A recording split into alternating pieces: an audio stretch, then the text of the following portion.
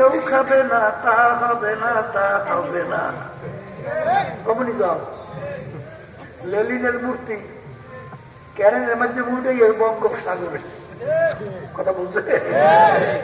এই জন্য আমার বাচ্চাদেরকে বলবো পর্দা আলে মাহফুজা তারা করছে, ভোট মন চাই দিয়ে দেওয়া যাবে না, ঠিক না? এখানে তোমার কাছে মতামত চাইছে, সাক্ষী চাইছে, সহযোগিতা চাইছে, আমি এইটা চাই, আমি এইটা চাই, আমি এইটা চাই। তুমি যেইটার মধ্যে চাই করিয়া মারবা, ঠিক ওইটা সহযোগিতা তুমি বলে না।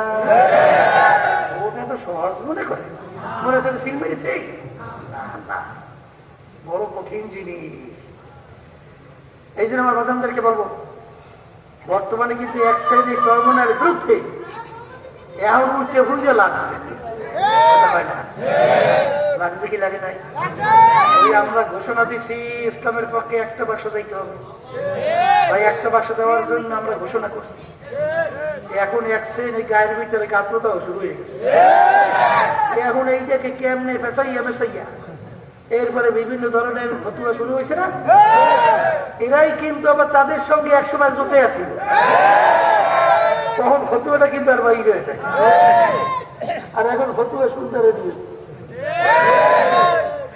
বাংলাদেশের মানুষ আর নাকতে নিয়ে ঘুমায় না, সব এখন বলবে যে কোন জায়গায় কোন কোটি কোন জায়গায় যায়, কথা ঠিক না? ঠিক।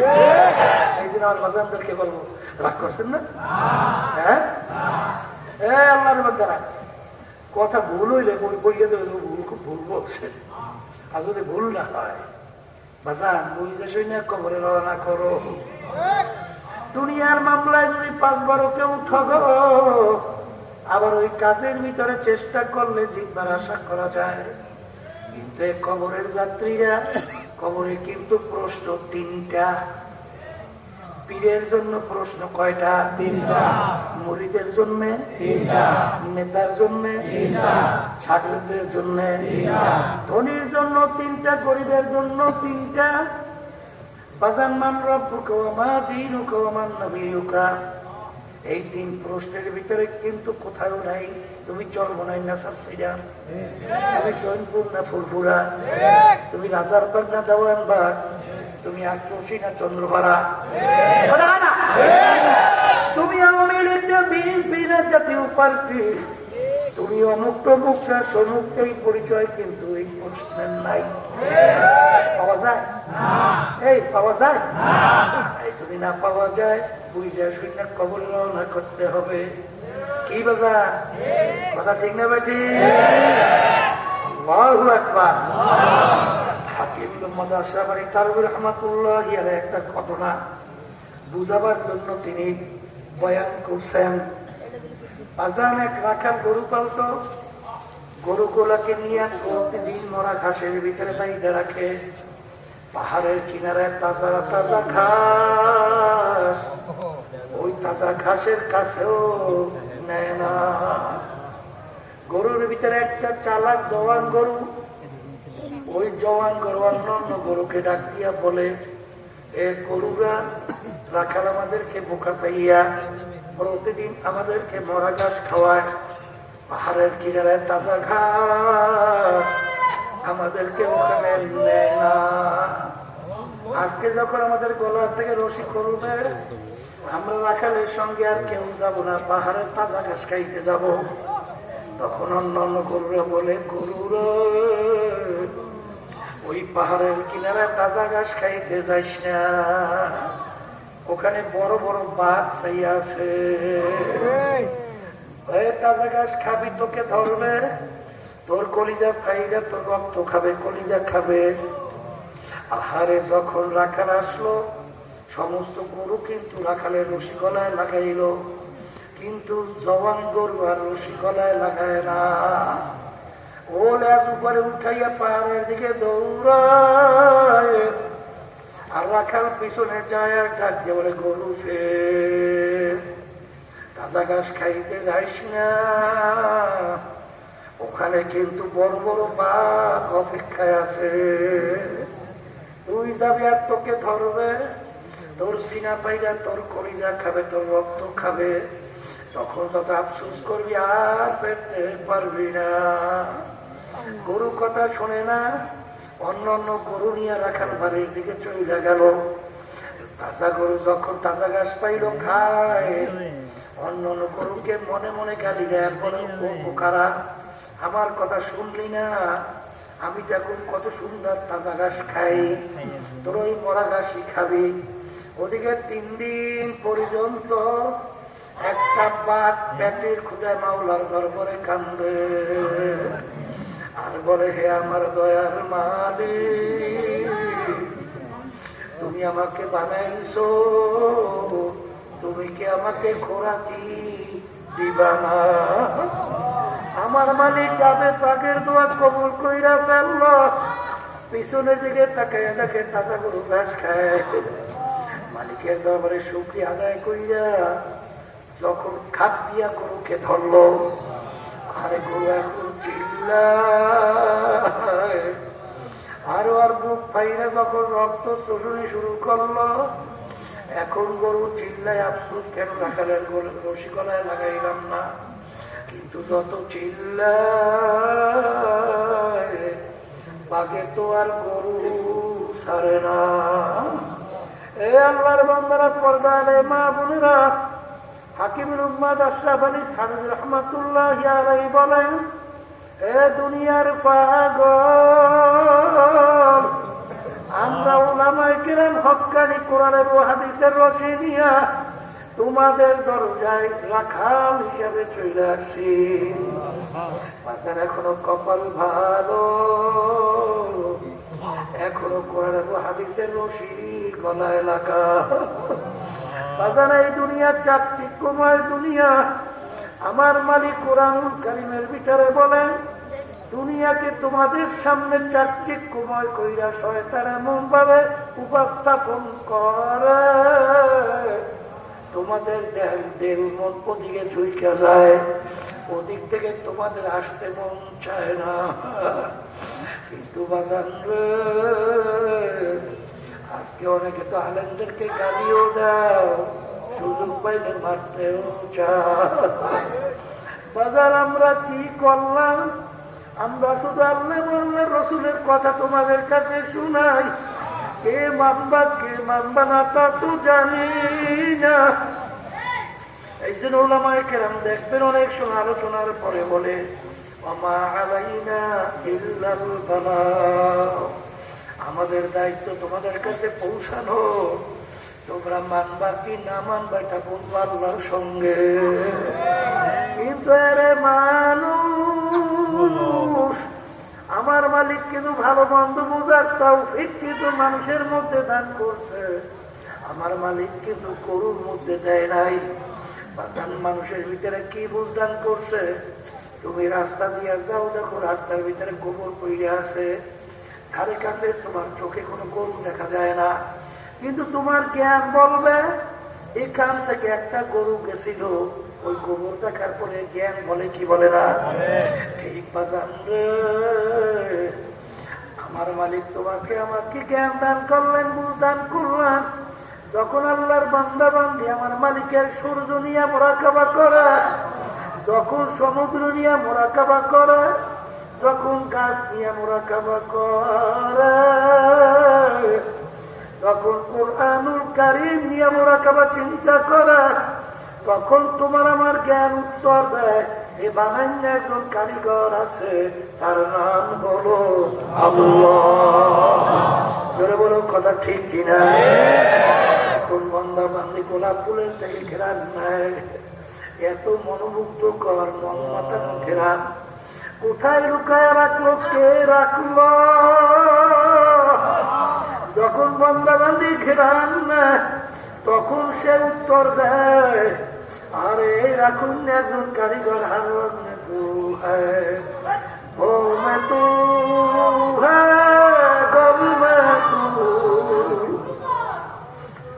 जिधर देखता हो मैं तू ही तू है, तू ही तू है, तू ही तू।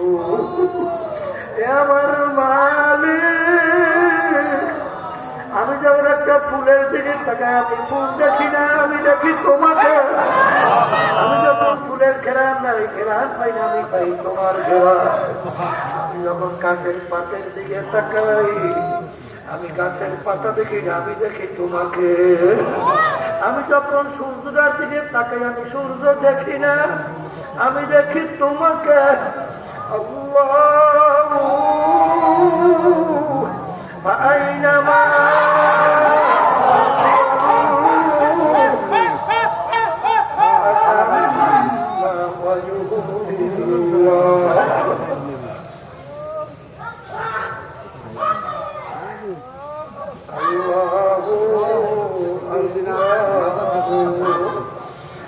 আমার বাজানদেরকে বলবো, পর্দারে মাহমুদদেরকে বলবো, বাজান আমার মালিক তোমাকে আমাকে বুঝদান করছেন। বাজান যারা পাগল তাদের উপরে কিন্তু কোনো পাপ বিচার নাই। যারা পাগল তাদের কিন্তু কোনো ভালো মন্দ সব গুণা কিছুই নাই। কারণ কি, ওর চক্ষু আছে না নাই, পা আছে না নাই, অন্য অঙ্গ প্রত্যঙ্গ আছে না নাই, তাইলে ওর কোনো বিচার সাজা যাজা কেন নাই?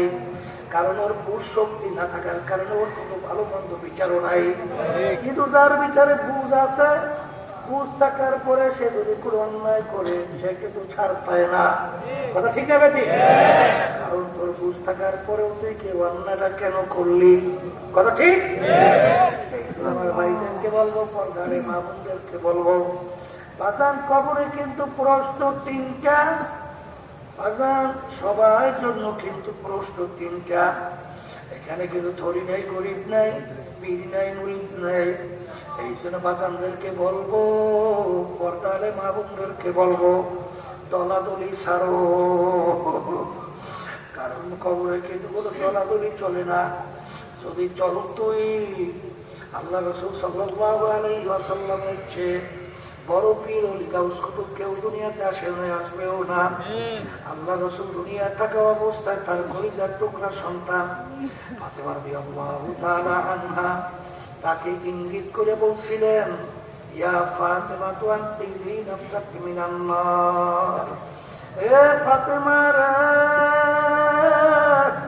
দুনিয়া থাকা অবস্থায় নিজে আমল করো, জাহান্নামের আগুন থেকে বাঁচো,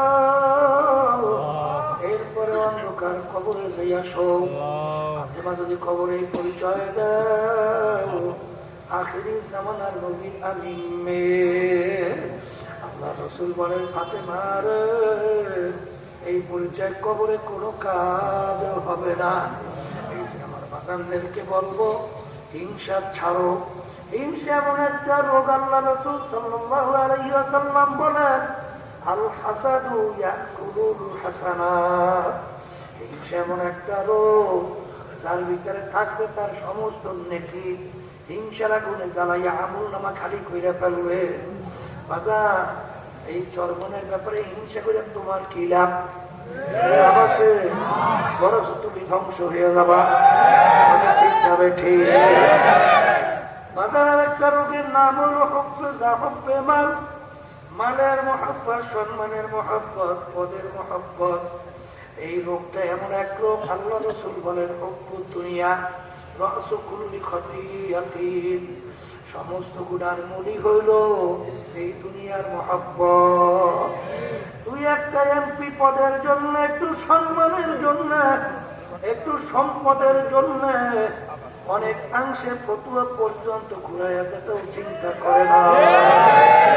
জোরে বলেন নাউযুবিল্লাহ। আল্লাহ রাসূল বলেন, এই জন্য সমস্ত গুনার মূল। কথা ঠিক ভাবে ঠিক। সাহাবায়ে কেরামদের ইতিহাস করলে দেখবেন, তাম দুনিয়া যদি তাদের পায়ের কাছে ফেলায় রাখা হইতো, এই কাছে আল্লাহ রাসূল বেজার, জীবন হুঁশ থাকতে সেই পথে এক পাও বাড়ায় না। কথা বলে না? ঠিক ভাবে ঠিক। এইদিন আমার পাশানদেরকে বলবো, পর্দারে মাহমুদদেরকে বলবো, আমি আপনাদের সামনে যে প্রথম আয়াত শরীফ তেলাওয়াত করছিলাম, আয়াতের ভিতরে আমার মালিক বলেন, প্রত্যেকটা মানুষের আমলনামা কিয়ামতের ময়দানে আমার মালিক দাড়ি পাল্লায় দিয়ে ওজন দিবে, তাদের নেকের পাল্লা ভারী হইয়া যাবে, গুনার পাল্লা হালকা হইয়া যাবে। আমার মালিক বলে ওদের জন্য এমন মেহমান খানা বানাই রাখছি, এই মেহমান খানার নাম হলো বেহেশত। আল্লাহ আমার জন্য আমাদের সবার জন্য কবুল করে। আমার মালিক দাড়ি পাল্লায় দিয়ে আমলনামা ওজন দেওয়ার পরে তাদের নেকের পাল্লা হালকা হবে, গুনার পাল্লা ভারী হইয়া যাবে। আমার মালিক বলে ওদের জন্য এমন শাস্তির জায়গা আমি বানায় রাখলাম, যেই শাস্তির জায়গার নাম হলো জাহান্নাম। আল্লাহ আপনি আমাকে আমাদের সবাইকে মাফ করে দেন। জাহান্নামের আগুনের তেজ কেমন হবে? এ কবরের যাত্রীরা, মুসলমান আমার বাজাল্লা পর্দালে মা বোনেরা, আমি শুনে রাইখা যাই, কে মানবা জানি না। আল্লাহ রাব্বুল আলামিন কোরআনুল কারীমের ভিতরে বলে, নারুল্লাহিল মুকাদ্দাসাতুল্লাতী তাতলিহু আলাল আফিদা। জাহান্নামের আগুন এমন তেজের হবে, শরীরের যে কোনো জায়গায় লাগার সঙ্গে সঙ্গে ওই আগুন যাইয়া কলিজা পর্যন্ত পয়সা পাবে।